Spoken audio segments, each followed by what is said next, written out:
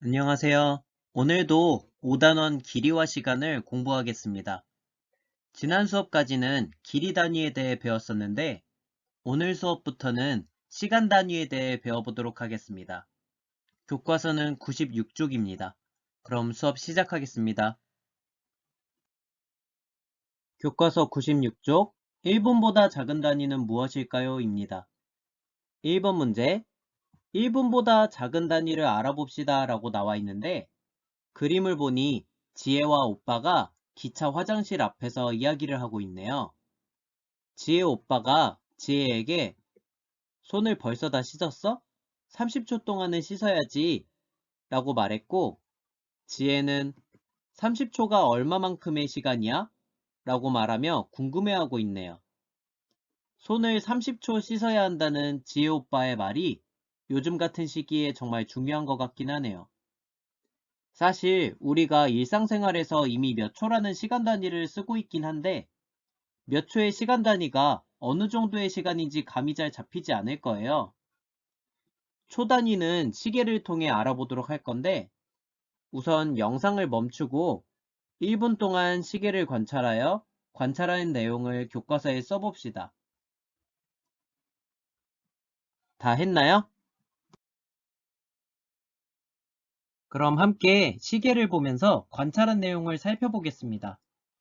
우선 시계에는 세 가지 바늘이 있죠? 우리가 알고 있는 짧은 바늘은 몇 시인지를 나타내고 긴 바늘은 몇 분인지를 나타냅니다. 그런데 분을 나타내는 바늘 말고 조금 더 얇고 긴 바늘이 하나 더 있죠? 이 바늘은 초를 나타내는 초바늘입니다.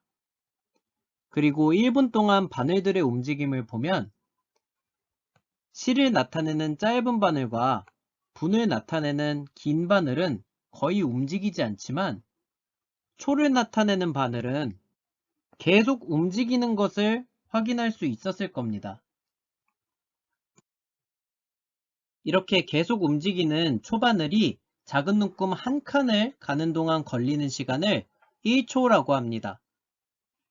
시계에서 작은 눈금 한 칸은 1초를 나타내는데 왼쪽 시계는 초바늘이 이동하지 않았으니 0초를 나타내고 오른쪽 시계는 초바늘이 작은 눈금 한 칸을 이동해서 1초를 나타냅니다. 0초에서 1초로 넘어갈 때 초바늘이 노란색으로 표시된 부분 한 칸만큼을 이동한 것이죠. 따라서 초바늘이 이 작은 눈금 한 칸을 가는데 걸리는 시간이 1초인 것입니다. 그리고 초바늘이 시계를 한 바퀴 도는 시간은 60초인데 시계에는 작은 눈금이 60칸이 있으니 한 바퀴를 다 도는 시간이 60초가 걸리는 것입니다. 초바늘이 이렇게 0초부터 시작해서 20초, 40초, 60초가 되면 시계를 한 바퀴 다 돌게 됩니다. 그리고 이렇게 초바늘이 시계를 한 바퀴 다 돌면 분을 나타내는 긴 바늘도 작은 눈금 한 칸만큼 움직이는데 이것은 초바늘이 시계를 한 바퀴 다 도는데 1분이 걸린다는 것을 뜻합니다. 따라서 초바늘이 시계를 한 바퀴 도는 시간은 초로는 60초, 분으로는 1분이므로 60초는 1분과 같고 1분은 60초와 같습니다. 다음은 교과서 97쪽으로 넘어가겠습니다. 2번 몇 초를 어림해 봅시다 라고 나와 있는데요. 지혜 어머니께서 김밥을 전자레인지에 20초 동안 데우려고 하십니다. 20초는 어느 정도의 시간일까요?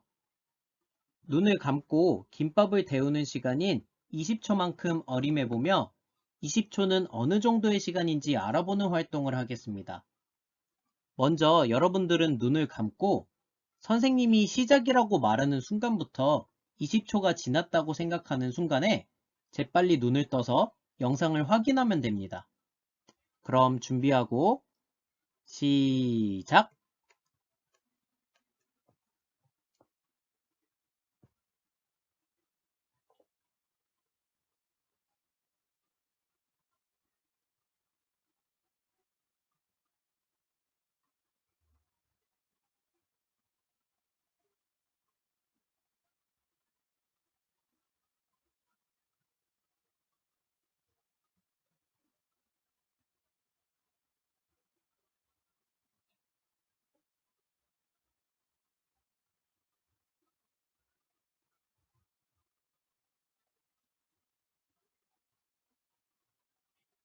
네, 혹시 20초에 딱 맞게 눈 뜬 학생이 있나요?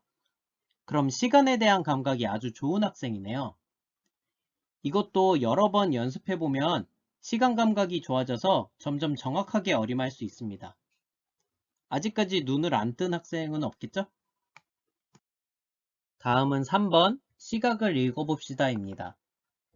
서로 다른 시각을 나타내는 시계가 두 개가 있는데 짧은 바늘과 긴 바늘, 초바늘을 보고 시각을 읽은 후 네모칸에 써보는 문제입니다.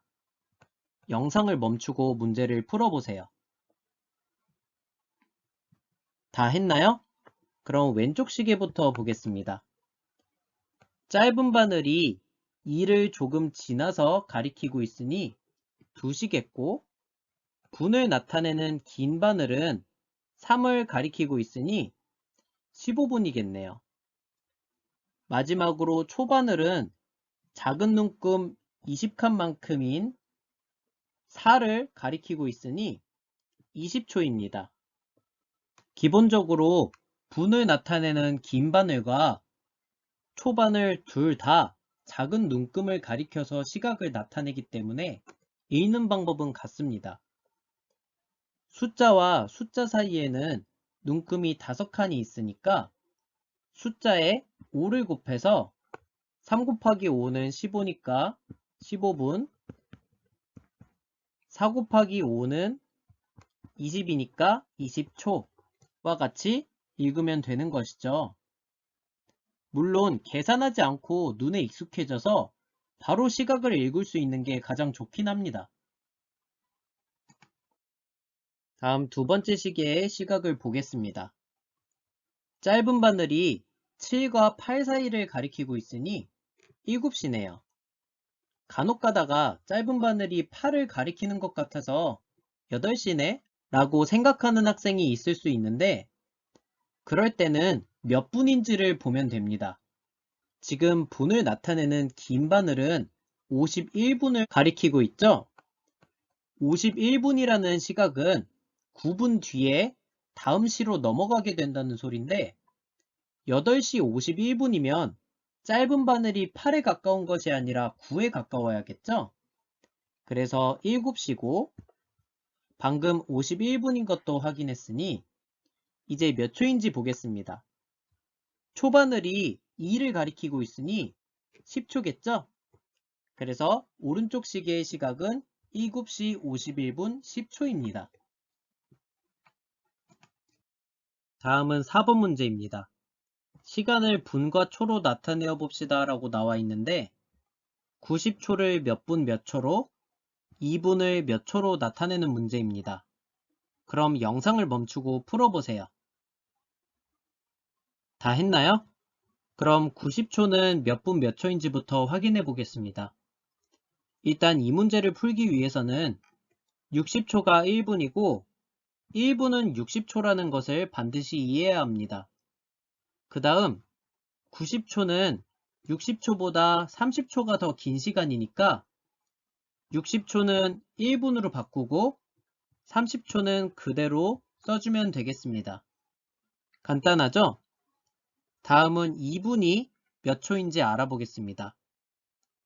1분이 60초면 2분은 몇 초인가요?